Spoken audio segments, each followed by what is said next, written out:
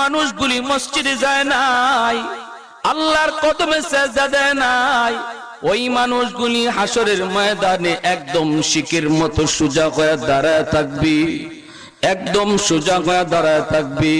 চেষ্টা করবে নামাজি মানুষগুলির সাথে ওরাও সেজদা দিবে, কিন্তু পারবে না। আল্লাহ মেরুদণ্ডের হাড়টাকে লোহার মতো শক্ত বানায়া দিবেন। চেষ্টা করবে সেজদা দেওয়ার জন্য, পারবে না। পিঠ বাঁকা হয় না, পিঠ বাঁকা হয় না। আবার চেষ্টা করে পিছন দিকে উপর হয়ে পইরা যায়। আল্লাহ পাক বলবেন, কিরে বান্দা, তোদের কি হলো? ওরা আমাকে সেজদা দেয়, তোরা কেন পারো না? তোরা কেন পারো না? তখন ওই মানুষগুলি চোখের পানি জড়ায় জড়ায় কাঁদবে আর বলবে, মালিক, আমরাও চেষ্টা করলাম, বন্ধু সেজদা দেয়, আমিও তার সাথে সেজদা দিতে চাইলাম, পারি নাই। আমার পাশের দোকানদারটা, মালিক, তোমার সেজদা দেয়, আমি চেষ্টা করলাম, পারি না। পিঠ বাঁকা হয় না, পিঠ বাঁকা হয় না। আল্লাহ রাব্বুল আলামিন বলবেন, বান্দা, তোর কি কষ্ট হয় নাকি? তুই কি অন্তরে ব্যথা পাইতেছ? লোকটা তখন বলবে, মালিক, অন্তরটা জ্বলে যাইতেছে, অন্তরটা জ্বলে যাইতেছে। রব্বুল আলামিন তখন বলবেন, বান্দারে, দুনিয়াতে তুই যখন আমারে সেজদা দিতি না, আমার অন্য বান্দাটা আমারে সেজদা দিত। একসাথে দোকানে ছিলে, একসাথে বাজারে ছিলে, আজান হয়েছে, তোর বন্ধু মসজিদে গেল, তুই গেলি না। তখন তোর দিকে তাকাইয়াও আমি আল্লাহর কুদরতি কলিজায় ব্যথা লাগছে। যেরকম সুবহানাল্লাহ। তোর আচরণ দেখাও আমার কুদরতি কলিজায় ব্যথা লাগছে।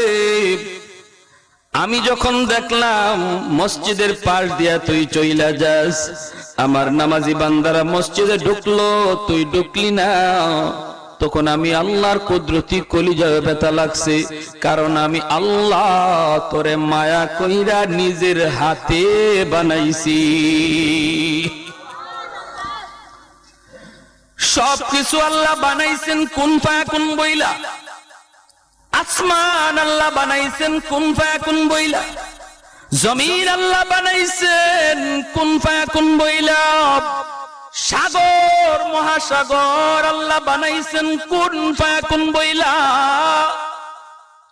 সবকিছু আল্লাহ পাক কুন ফায়াকুন বইলা বানাইছেন, কিন্তু মানুষ বানানোর সময় আল্লাহ পাক কুন ফায়াকুন বলেন নাই। আল্লাহ পাক ফেরেশতাদেরকে বলেন, তোমরা আমার বান্দা বান্দির বডিটা বানাও।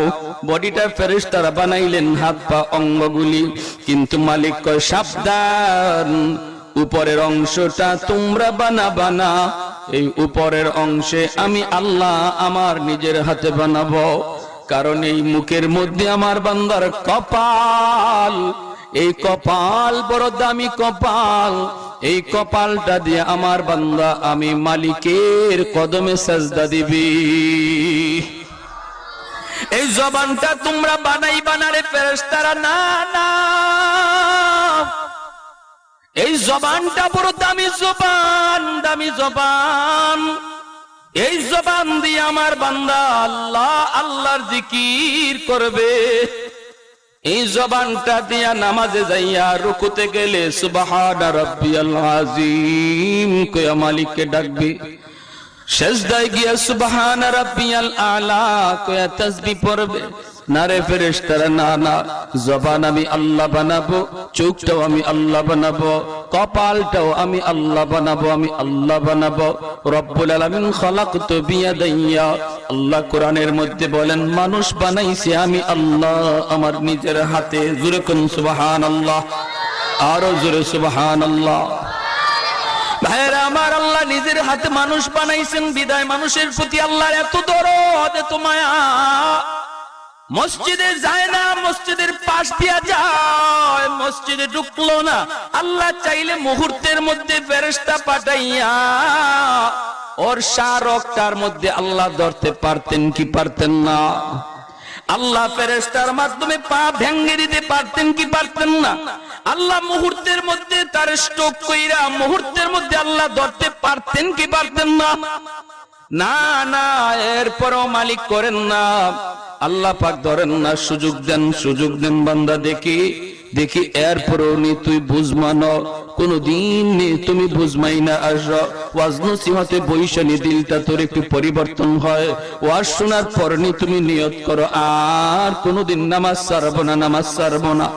আল্লাহ কয় রে বান্দা, উলামায়ে কেরাম এত বুঝাইলো, মা বাবারে কষ্ট দিও না। মার কলিজায় যদি ব্যথা লাগে, আল্লাহর কুদরতি কলিজায় ব্যথা লেগে যায়। জোরে কোন সুবহানাল্লাহ। বাবার কলিজায় যদি ব্যথা লাগে, আল্লাহ পাকের কুদরতি কলিজায় ব্যথা লাগে। বাপ মা যদি নারাজ হয়, আল্লাহ নারাজ হয়ে যায়। রাদাল্লাহি ফি রাদাল ওয়ালিদাইন ওয়া সাখাতুল্লাহি ফি সাখাতিল ওয়ালিদাইন। আলেমরা এত বুঝাইলো, এরপর মার সাথে চোখ রাঙায় কথা কইছো, এরপর বাবার সামনে কিরিমিরি খায়া কথা কইছো। তোমার বাবা অন্ধকারে যাইয়া অন্য রুমে যাইয়া চোখের পানিটা জড়ায়া যখন কাঁদছে, এই পানির ফোঁটাটা জমিন বরদাস্ত করতে পারে নাই। পানির ফোঁটাটা আমি আল্লাহর আদালতে জমা হয়ে গেছি, আমি আল্লাহর কলিজায় তখন ব্যথা লাগছে রে বান্দা। আজ তুই আমার সেজদা দিতে না পারায় তোর কলিজায় ব্যথা, ওই দিন আমি আল্লাহর কুদরতি কলিজায় ব্যথা লাগছে। আজকে একটু বুঝ অন্তরের ব্যথা কত কষ্টকর, একটু বুঝ বান্দা, তুই একটু বুঝ। রব্বুল আলামিন এইভাবে বুঝায় বান্দারে। আলেম ওলামা কত বুঝাইলো, সুদ খাইও না, ঘুষ খাইও না। এরপরে তুই যখন সুদের টাকা গণ, তখনও আমি আল্লাহর কুদরতি কলিজায় ব্যথা লাগছি। হালাল তরিকায় ব্যবসা করার সুরত আছে, করলি না হারাম খাইলে তোর সব বিবি বাচ্চা বেশি, তোর খাওয়ানোর লোক বেশি, আর তোর ইনকাম কম, একটু সবর করতে পারলে না? নবীজি বলেন, ইন্না ফিল জান্নাতি লা দারাজাতুন লা ইয়ানালুহা ইল্লা সালাস। জান্নাতের ভিতরে একটা মাকাম রয়েছে, এমন একটা মাকাম আছে যেই মাকামে, যেই ঘরে আল্লাহ তিন দল মানুষকেই শুধু ঢুকাবে, আর কেউ এখানে পৌঁছতে পারবে না। এর মধ্যে একদল হলো ইমামুন আদিল, যারা দুনিয়াতে ন্যায় বিচার করত। কি করত? ন্যায় বিচার করত, মুখ চিহ্ন বিচার করত না, গোষ্ঠী চিহ্ন বিচার করে না, টাকা খাইয়া বিচার করে না, টাকা দিয়েও বিচার ঘুরায় না, গোষ্ঠীর লোক বইলেও বিচার ঘুরায় না, মুখ চেনা লোক বিধায় বিচার ঘুরায় না। এই মানুষটাকে আল্লাহ জান্নাতে এমন একটা মর্যাদা দিবেন যেখানে আর কেউ পৌঁছতে পারবে না। আর একটু জোরে বলেন সুবহানাল্লাহ। আজ আমাদের সমাজে দলের